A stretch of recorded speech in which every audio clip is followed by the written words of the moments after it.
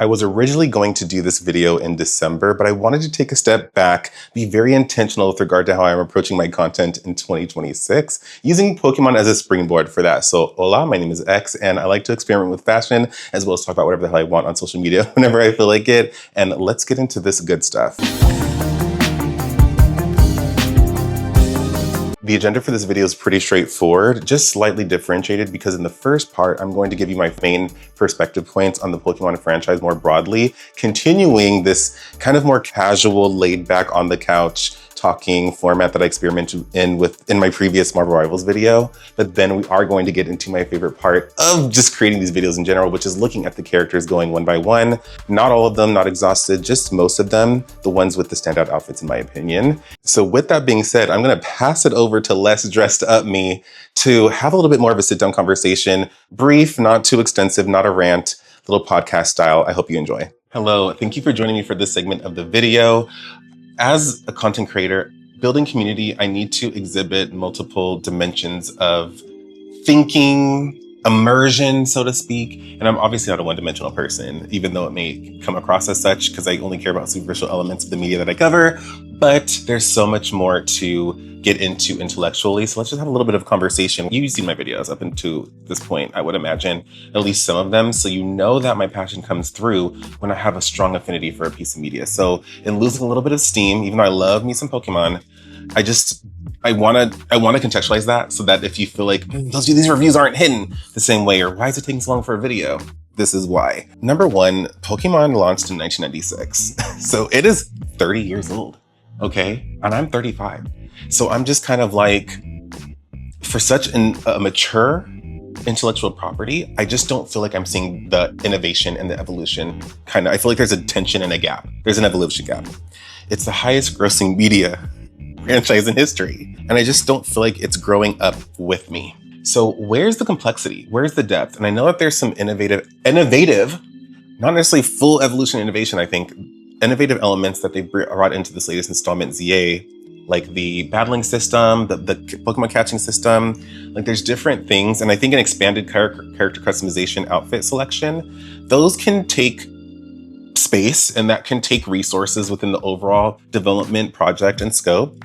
And so I just wonder if maybe we're doing these little baby things peripherally to the core gameplay experience instead of really getting to the meat of the gameplay experience and just really elevating that for a more elevated, mature audience. There's a tension between trying to retain core fans while also being accessible to new, younger audiences, which this is geared towards younger audiences anyway. And it's just that tension point that I find myself in between and feeling a little conflicted with. It just feels like the rest of the industry is doing some cool things here and there, but such a high grossing, mature intellectual property is lagging behind. I get that their games don't account for the majority of their profit and revenue, but I mean, they're clearly a springboard to introduce. They're almost like a music video, like almost like a premiere where you show this new thing that people can then latch onto and will become obsessed with and make their personality, not saying that in a derogatory way, through other pieces of media for the overall empire and corporation. And I wanted to make a quick aside to kind of draw a parallel between my industry. People think I work in fashion and I don't. I haven't said I do, but I haven't corrected anybody. And I think I've already said this in a previous video. I work in media and marketing. And the two biggest indicators of a media or marketing campaign success in terms of long-term brand value or just success is the quality of the creative that you're putting out into the marketplace to advertise your products, as well as the investment that you're putting behind your campaigns and your brand. And it's so frustrating as a media executive at this point to see when you see the potential in a brand, but the chiefs, the powers that be, just don't want to invest in it for XYZ financial corporate reasons. And that's on capitalism. The least amount of input for the most amount of output. So when Pokemon developers are getting these tight budgets and these tight turnarounds, we're not getting those two successful elements that are seen in media and marketing translated into the game development space, and the audience is seeing it. And at least the older. The younger kids, that's who they're going after, so who really cares? Anyway, so when I'm talking about this isn't growing up, this is moving into point two. This isn't growing up with me, this franchise. What do I mean by maybe more sophisticated or more rigor or more challenge? As you get older, you need more of those challenging like gaming interface experiences in order to kind of make you sharp, or else I guess maybe that's also goes into who I am as a gamer. I like action, I like challenge, I'm competitive, I want to be better. And I think that the competitive space might have some rigor, like Pokemon types, statuses, held items, traits, like I get it. And you see a lot of that in these other like games as well that are a little bit more battle and competitive oriented. But I guess I just like want more risk as far as the core game. Like I could get back into it if there's just like more consequence, more scaling. Like it would be so cool if they just developed a whole world where your Pokemon could be like critically, like they have to be put in the ICU. You can't just take them to the nurse center and then bring them back, like keep them moving. It'd be interesting to see like you just, they're in the ICU, you beat them up too much and you need to get new Pokemon to replace it. And then there's the world is developed to accommodate that test and learn. And that feels novel, that feels realistic. And it feels like there's consequences to not handling your battling and your strategy effectively. I feel like Legends experimented, Pokemon Arceus Legends experimented, and we're bringing in maybe other elements from like Pokemon Unite. Like we're kind of bringing, it's getting there, but it's not there. And I'm not going to invest in a Switch to a whole new platform and then an expensive game if it's just like not giving me what I'm looking for. I don't want to play as a 15-year-old child. I don't even know if I want to play as a 20-year-old. When you look at age demographic analytics and targeting capabilities within these digital platforms, the brackets go 18 to 24, 25 to 34. I'm 35. I'm already in the 35 to 40 bracket at this point. Pokemon Go kind of went there, where it kind of gave you a little bit more of like older, mature looking avatars. But like, why can there not be like an adult harder mode version on these Pokemon games? Like that would go to expanded budget and expanded scope for the project, because you would need the world. You could still have the same origin story, but it's just an adult. Like maybe it's a researcher, or maybe it's like some sort of just like regular adult person, but then they're kind of brought into the fold and they're already familiar with how the Pokemon system works, and it's just more elevated. It's already a head start. I don't need to start from scratch with these basic elements over and over and over again. I don't need my handheld. You know what I mean? And I feel like I need a veteran mode, I need advanced difficulty, I need mature UI and UX options, and I need competitive focused campaign paths to make me feel like my system's being challenged. Like, I mean, I feel like that's the kind of gamer that I am. I like action, I like MOBAs, and I've talked about in the past how what I care about most from video games are the cosmetics and the gameplay mechanics. And so when a game just focuses more on lore and slice of life and that kind of stuff, it's giving more cozy game situation, and I'm looking for more competitive, challenging rigor to make me better. And I'm not saying that anybody who doesn't have that gameplay preference is less than, absolutely not.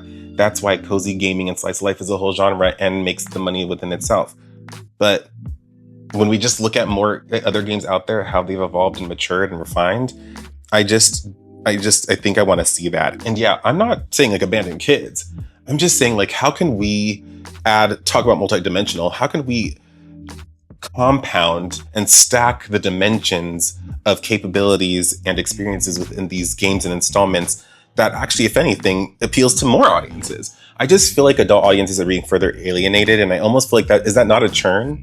Because it's just like, so then you target kids today, but then they become adults tomorrow, and then they become like disillusioned. I don't know, and I hate to use disillusioned, but just so you know where I'm coming from. So anyway, thanks for joining me for this little section. Let me know what you think. And back to the presenter guy. Welcome back. What did you think about that segment of this video? I'm thinking about continuing this format moving forward. Feels a little bit more fun and interesting to me, but I can also separate them into two separate video styles. So the business as usual fashion reviews, which I'm about to get into, and then a little bit more of that kind of casual commentary about things more broadly. Let me know in the comments. But anyway, without further ado, let's get into my favorite part of these videos, which is looking at these Pokemon ZA characters and their incredible outfits and styles. I'm not going to get into the different character customization customizations. I always feel like that could be a separate video, but that's also not necessarily the main point in which I'm looking to talk about. And additionally, I'm not going to give you like a style in general. I've already covered this region technically in a previous video. You should totally check it out if you haven't. And I think that should contextualize some of the continued fashion as it relates to Paris and like European style in general that we're seeing carried through into Pokemon ZA. So anyway, let's start looking at these character outfits. Starting with the trainer default player characters, I like a little bit of the kind of like, there's a lot going on here. There's a few different styles. I feel like we're kind of getting casual laid back street style, something maybe also a little like punky Y2K. And then we're also getting like the fedora, which I feel like is also just a little Y2K, but adds a little bit more sophistication to the outfit. I will say that between Harmony and Paxton, I prefer Paxton's. I also think that the difference between skinny jeans and like wide leg jeans between the female and male, which maybe by default or assumption people would maybe swap the two based on the genders. I just like a little bit of that juxtaposition, even with a little bit of the kind of color that they got going on between the hats and the pants. But I mean, the accessorizing is pretty consistent between the both of them, but I just like Paxton's better because the black fedora. I think the black fedora is just doing a lot more to elevate and give so much more sophistication to this look. While I think Harmony's ends up looking a little bit of like a clash because there just is a lot of different colors and tones going on. And I just don't feel like it's as clean. Then we get into Ansha, who I believe is a friend character. And you already know how I feel about these kiddie characters, you know, kiddie characters. I mean, it's a cute outfit. It's cozy, it's soft, it's stylish. But it's almost giving like Genshin kitty character style, which can look very nice, but I mean, is it the most aspiring? Oh, let's get into these rival characters, because you know they always deliver a little bit more edge than I think some of the average younger characters. And that's exactly what Taunie, I was like, what is this? Taunie is giving, and you know, if you've watched this channel, I love a crop top, short jacket combination. And that's exactly what we're getting here. It would have been nice maybe to get like a tall sock just to kind of fill in some of that leg room. But at the same time, it's a heavier jacket. It's a little bit more rugged and it's very age appropriate. And I think she even just looks a little bit more mature than some of the other more kiddie-ish art style characters that we've seen in previous Pokemon installments. So loving her style. And I think that the translation into a male version in Urbain is also just quite nice. It's relaxed, but it's well layered. I feel like there's good volume in the pants, like a little bit of a jogger style. I like that there's a pattern on them, and it still just feels very youthful, Pokemon-esque, very Gen Z, but it's clean, simple, put together, and I think very practical and translates to the real world nicely. Let's talk about Lida, and once again, a very interesting outfit. I really love an oversized top or jacket or over garment, and how that's well contrasted with like a legging or just like a really skinny jean style, just to give that juxtaposition in shape and volume and silhouette. And then we're also getting, I think, a really interesting like heeled shoe situation, which I feel like mirrors and echoes that larger upper like jacket, hoodie, coat situation well. Then we also have Naveen, who I think takes the cake in terms of style out of all these younger characters. We're getting layers, we're getting multiple colors that still feel like they have some synergy between each other. With that white and black, I think is a good tone basis to kind of bring it all together without it being overwhelming with like so much color coming at you. Consistent orange elements just to really pay that off as the main dominant presence here, but also has such an interesting mix between something that's a little bit more formal as well as like sporty, street style, kind of cool guy as well. It's just really working. Now, Pokemon ZA takes a little bit more of a non-traditional approach. Like we get trainers, but like they're not like the typical trainer. We still have like how their style can relate to their typing and their overall character design. So I'm not gonna do it in any particular order. This is loosely ranked on least favorite to most favorite. Anyway, so we have Lebanne. You know how if you've seen my coverage of some of these more gacha style mobile games, you know how I feel about these maid-oriented characters. Mind you, do I feel like this is as fan servicey as that from like an anime, like chibi gaming perspective? Not necessarily, but I hate it. Then we have Ivor, who, that's why this first half is kind of like, I've been here before. The fighting types, I think for a fighting style outfit, it's still giving that kind of like classic traditional cultural style, a little evolved, but it's not as like modern contemporary as I would necessarily like. Then we have Korrina, who is a returning character from the past installment. And what I loved about her original design was that it really gave that roller derby vibe, that roller jam, battle, skating situation, which really has a good connection to fighting style. I don't know what the motivation was behind this evolved look. I feel like it absolutely takes us away from that. Maybe she's retired from that, so that makes sense. It's a hot mess. It feels like it's all over the place between her hair and that accessory that's surrounding her body. Absolutely can't stand it. Love the color palette. Almost feels a little prismatic, just with like the pastel and like just the gradient between the colors going on throughout. I actually really like that a lot. And it is an overall sporty kind of like somewhat tough-ish look that I still feel like pays off her fighting orientation or specialization, but it's a disaster. Tarragon for a ground type, like it looks like the typical kind of like construction heavy hat. This though is just like such an evolution on that kind of concept. And this is what I've been craving from some of those more generic profession, occupation, uniform style looks that we've gotten in past installments. Loving the lapel and just the orientation of the jacket, belted jacket. And the boots are cool too. It just is so different with enough elements on there to make it feel like it's almost like a suit instead of a uniform, which maybe it is a suit and not a uniform. But now Lysandre, pretty much the same style, right? I think that maybe he had a slightly more polished suit and it looks like there's some kind of patches in this one just to kind of show perhaps a fall from grace.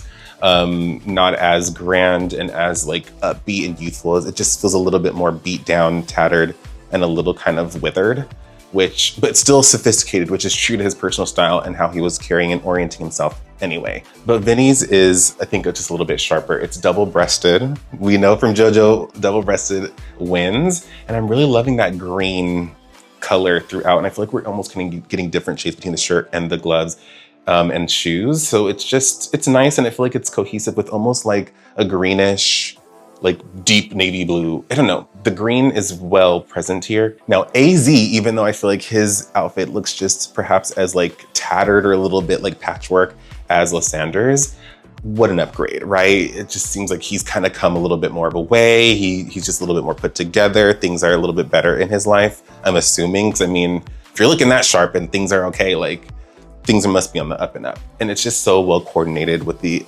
greenish elements. And I just feel like, once again, similar to Naveen's, who also had a little bit of that green and orange in his design, I feel like that green and orange is actually really working here. And I also think that it just does give a nice, sophisticated, like antique vintage look. Philippe, or do I want to say, I'm going to say Philippe, though it could be Philippe. But this is a suit. This is just sharper than the suits we've gotten so far because the accessorizing is to the tops. We just have all of those hardware elements, which are subtle, but still very present and commanding within his overall design, really elevating his authority and his overall status. I mean, it's giving luxe. And I mean, that tie is to die for.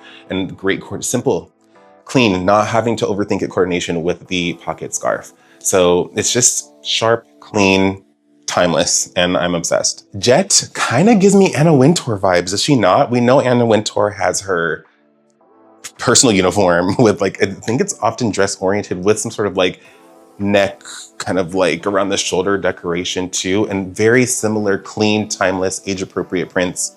Not that you have to like, you can wear wild prints at any age, like, but it just feels very refined and classy and sophisticated, which I feel like is something that she's often dabbling in. Just love how it frames her neck.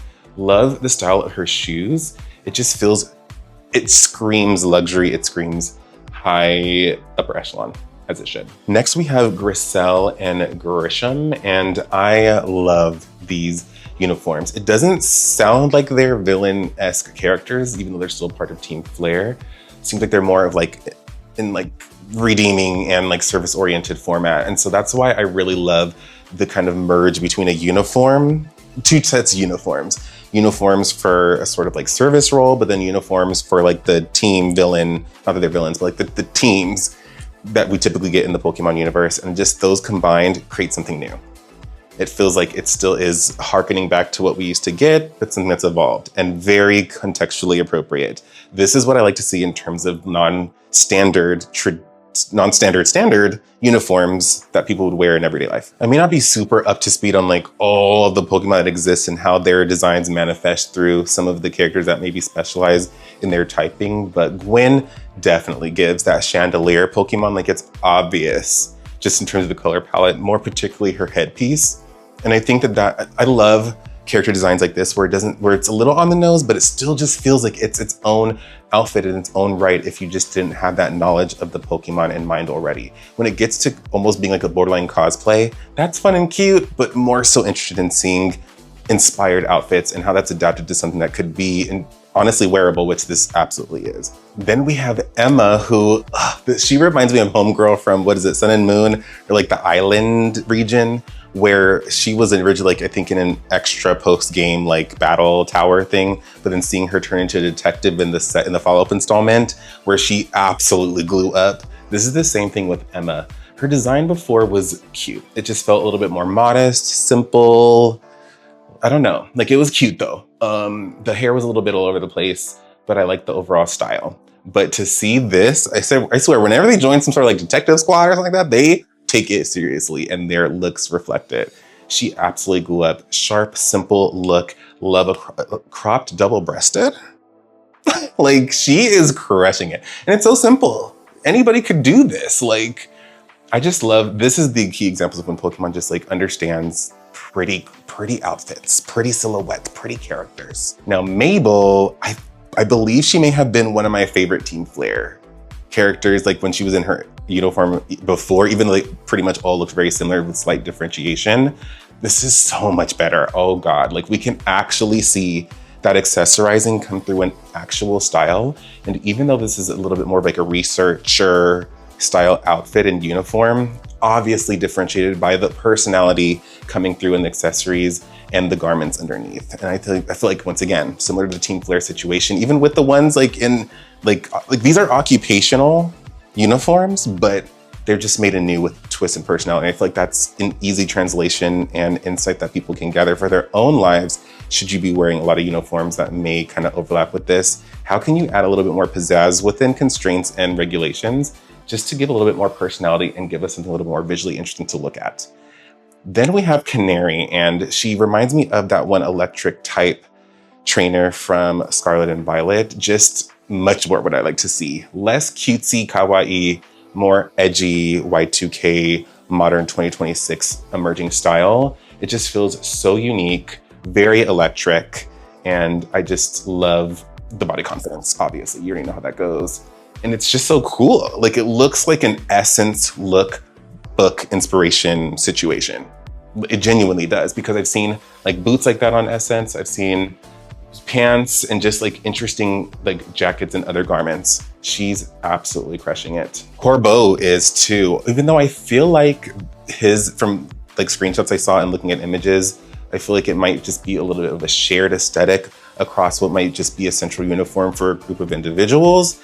However, as far as this is concerned, we're getting such interesting, first of all, the purple and magenta color palette against the black. I am alive. And it definitely screams poison, anything with, and I think that connects for me. I was about to comment on those rounded, oozy elements, and it's absolutely toxicity coming through. We're even getting that from either his earrings or like the things that hold the glasses in place. And I almost feel like the tie is like a stinger. Ooh, it's just like small. This is what I like. This is the Pokemon. This is why I review this. It's because it relates to the typing, but then it also, whatever, like, you know. But I initially didn't do this video also because there weren't character portraits for a number of these characters, including Jacinthe. I could look up the naming pronunciation, but I already know how you guys do. So this is, I mean, I was like floored when I saw her design, like the voluminous hair, the color palette, some slight different shades of purple. You already know about the purple. I've always said it time and time again, and my outfit is also inspired by Pokemon, by psychic types. And even though, and I was about to say, it could also go fairy depending on how the color palette goes. So she's definitely given more fairy, but I feel like she could easily be spun psychic, or maybe just a combination of the two. I feel like they're within the kind of same family anyway in aesthetic, and one evolved upon the other.